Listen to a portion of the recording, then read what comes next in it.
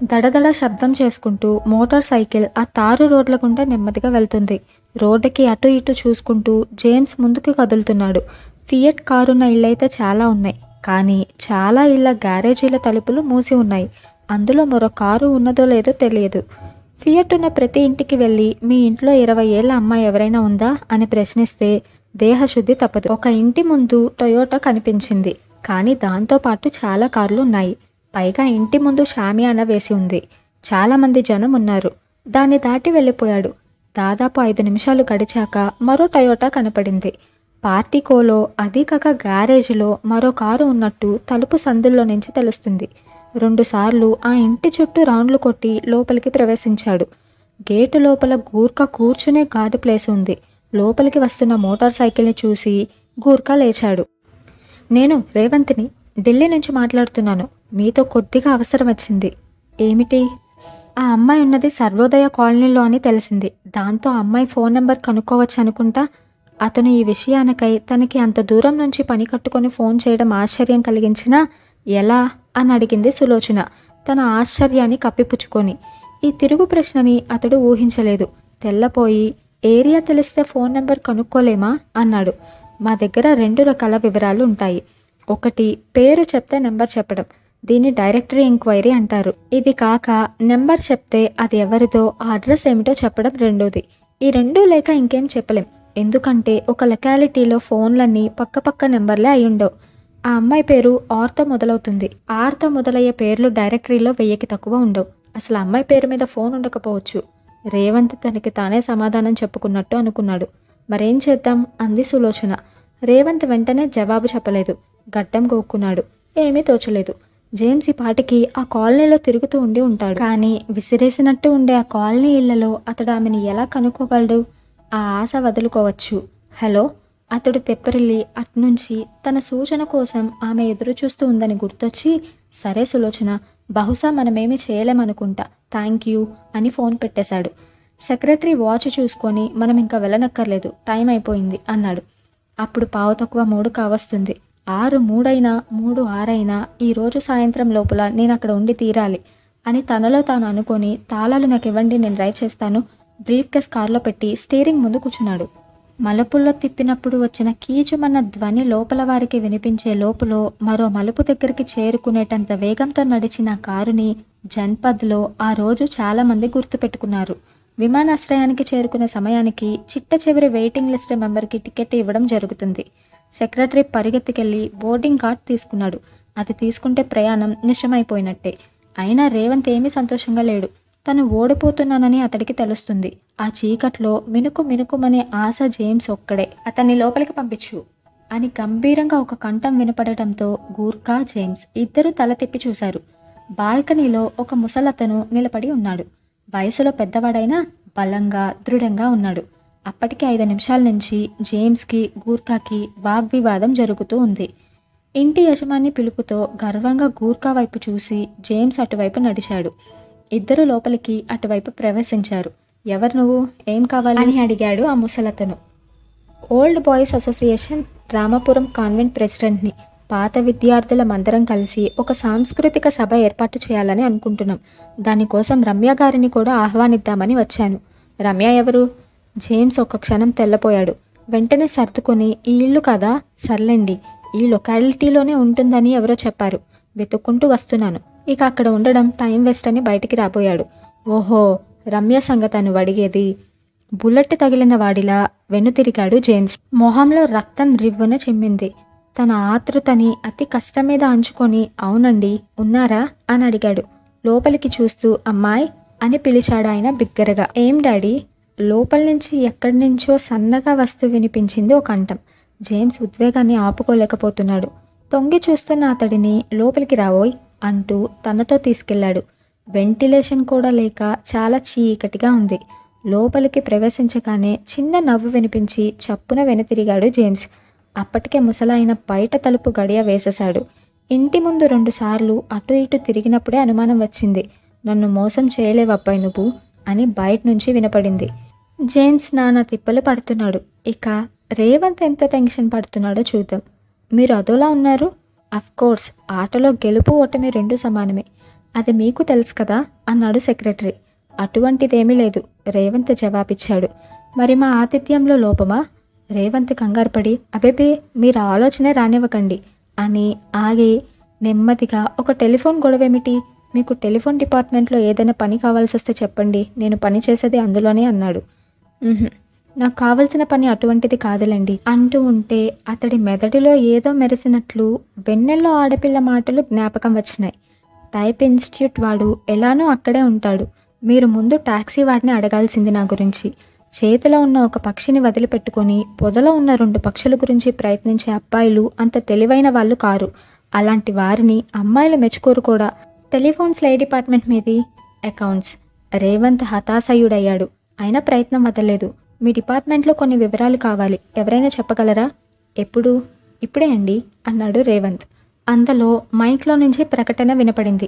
IC 306 security check వెళ్ళుటకు ఇది ఆఖరి పిలుపు అని. 5 నిమిషాల క్రితమే బోర్డింగ్ స్లిప్స్ ఇచ్చే కౌంటర్ మూసేశారు. ప్రయాణికులు విమానం వైపు నడుస్తున్నారు. ఇప్పుడా? ఇప్పుడే. కానీ మిస్టర్ రేవంత్ అంటూ ఏదో చెప్పబోతూ ఉన్న అతడిని ఆపు చేసి, ఆపరేషన్స్ సైడ్ మీకు ఎవరైనా తెలిసి ఉంటే చెప్పండి అని అడిగాడు రేవంత్. వెంకటేశ్వరరావు అని మన తెలుగువాడే, అసిస్టెంట్ ఇంజనీర్. అతడి నెంబర్ సెక్రటరీ చెప్పాడు. రండి ఫోన్ చేద్దాం. సెక్రటరీ రేవంత్ వైపు చిత్రంగా చూసి నిశ్చయంగా ఇతడిక మతిభ్రమించి ఉండాలి అనుకున్నాడు. అది పట్టించుకోకుండా రేవంత్ పబ్లిక్ బూత్ వైపు వడివడిగా నడిచాడు. ప్రయాణికులు సీట్లలో కూర్చున్నారు. బెల్టులు బిగించుకోమని సూచిస్తూ లైట్ వెలుగుతుంది. మరోవైపు సామాన్లు కారులో లోపల పెట్టడం పూర్తయింది. సెక్రటరీ ఫోన్కి వెంకటేశ్వరరావు లైన్లోకి వచ్చాడు. క్లుప్తంగా రేవంత్ని ఫోన్లోనే పరిచయం చేసి రిసీవర్ రేవంత్కి ఇచ్చాడు. రేవంత్ తనకి కావాల్సిన విషయం చెప్తూ టెలిఫోన్ డిపార్ట్మెంట్కి లొకాలిటీ వైజ్ పుస్తకం లేకపోవటం ఏంటి? ఉదాహరణకి ఒక చోట రోడ్డు మరమ్మతు జరుగుతూ ఉందనుకోండి. ఒక కట్టలో కొన్ని టెలిఫోన్ వైర్లు తెగిపోయినాయి. ప్రతి కస్టమర్ ఫిర్యాదు చేసే వరకు మీరు వాటిని బాగు చేయరా అని అడిగాడు రేవంత్. చేస్తాం. అలా చేయాలంటే మీకు ఏ లొకాలిటీలో ఏ నెంబర్లు ఉన్నాయో తెలియాలి కదా. తెలియాలి మిస్టర్ రేవంత్. చాలా సున్నితమైన లాజిక్కి అందే ప్రశ్న ఇది. నిజానికి ప్రతి ఎక్స్చేంజ్ ఇటువంటి పుస్తకాలు రాసి పెట్టుకోవాలి. కానీ జూనియర్ ఇంజనీర్లు, అసిస్టెంట్ ఇంజనీర్ల నిర్లక్ష్యం వల్ల ఎవరు వీటిని అప్ టు డేట్గా ఉంచుకోరు. ఒకే లొకాలిటీ నుంచి 10 ఫిర్యాదులు వచ్చినా ప్రతిదాన్ని ముందు విడివిడిగా పరీక్షించి ఆ తరువాతే ముఖ్యమైన వైరు తెగిపోయిందనే నిర్ణయానికి వస్తారు తప్ప ఆ 10 టెలిఫోన్లు ఒకే ఏరియాలో ఉన్నవన్న విషయం తెలుసుకోరు. ఇది కేవలం మా నిర్లక్ష్యం. అలా కాకుండా రిజిస్టర్లు పెట్టుకునే వాళ్ళు ఎవరైనా ఉన్నారా? 100కి 1, 2 ఎక్స్చేంజీలు ఉంటాయి. రేవంత్ దేవుణ్ణి ఎప్పుడు ప్రార్థించలేదు. అటువంటిది ఆ క్షణం ప్రార్థించాడు. సర్వోదయ కాలనీ ఉన్న టెలిఫోన్ ఎక్స్చేంజీ ఆ రెండిట్లో ఒకటి అయ్యేలా చేయదేవుడా అని. పైలట్ వచ్చి కాక్పిట్లో కూర్చున్నాడు. విమానం లోపలికి ప్రయాణికులు వెళ్ళటానికి అమర్చిన నిచ్చెన తొలగింపబడుతుంది.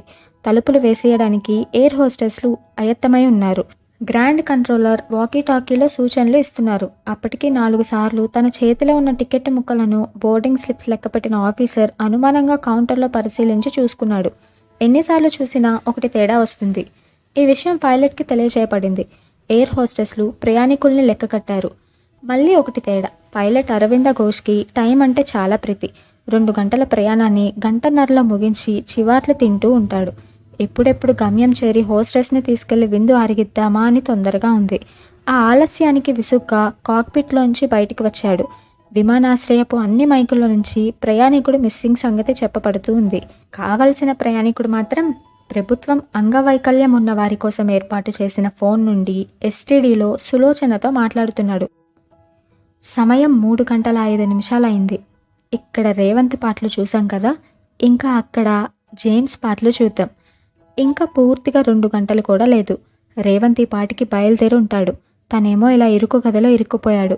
ఎందుకో కారణం తెలియకుండా. ఏం చేయాలో జేమ్స్కి తెలియలేదు. జేమ్స్ బాండ్లా కిటికీలో నుంచి బయటపడదామంటే ఉన్నవి ఇనుప ఊచలాయే. వెంటిలేటర్ లాంటిదేదీ లేదు. అతడు ఈ ఆలోచనలో కొట్టుమిట్టిలాడుతూ ఉండగా బయట తలుపు తాళం తీస్తున్న ధ్వని వినిపించింది.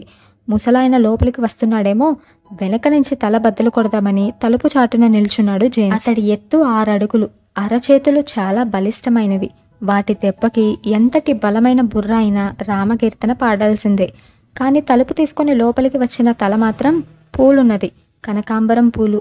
ఏం డాడీ అని లోపల నుంచి అన్న అమ్మాయి తలుపు తెరుచుకొని లోపలికి వచ్చింది. ఇక రేవంత్ ఏం చేస్తున్నాడో చూద్దాం. క్విక్, టైం లేదు. డైరెక్ట్గా వెళ్ళి ఇంజనీర్ని కలుసుకోండి. ఎండిఎఫ్ రిజిస్టర్ అంటారు దాన్ని. Locality wise main distribution frame register. అది వాళ్ళు ఆఫీస్లో ఉంచితే మన పని సానుకూల పడినట్టే. ఎలాగో ఒకలా దాన్ని సంపాదించండి. నేను ఫ్లైట్లో వస్తున్నాను. మీకు కానీ నెంబర్ దొరికినట్టయితే ఎయిర్పోర్ట్కి వర్తమానం పంపండి, వాళ్ళు నాకు చెప్తారు. ఇదంతా 5 లోపలే జరగాలి. 5 దాటితే మనం ఓడిపోయినట్టే అంటూ ఫోన్ పెట్టేశాడు. తర్వాత బ్రీఫ్ కేస్ పట్టుకొని సెక్యూరిటీ వైపు పరిగెత్తాడు.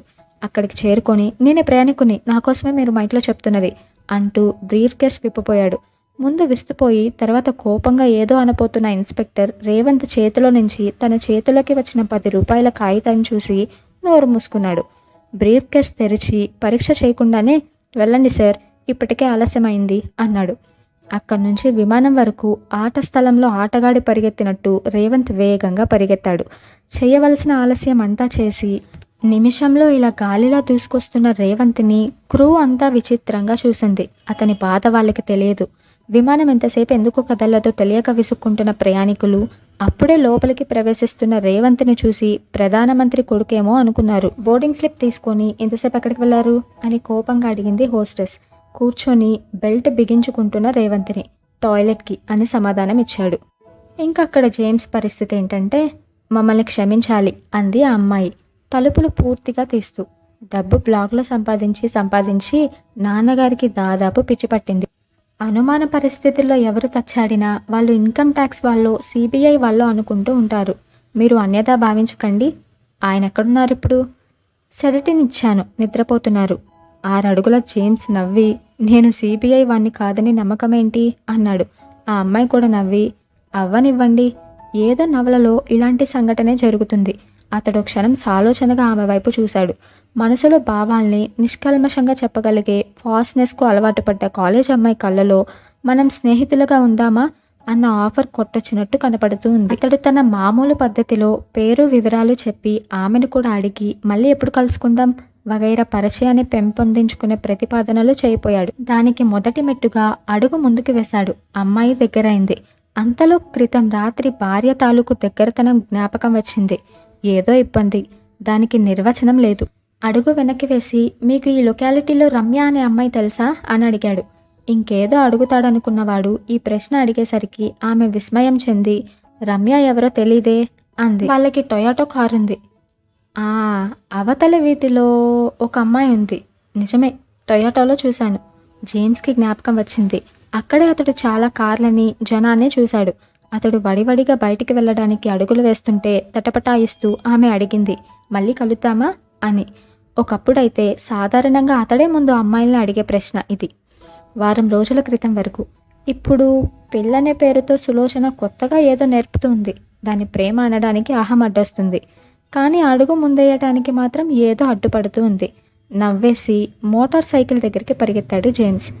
నమ్మిన సిద్ధాంతాన్ని మనస్ఫూర్తిగా అమలు జరపగలిగే వాళ్ళు ఈ ప్రపంచంలో చాలా తక్కువ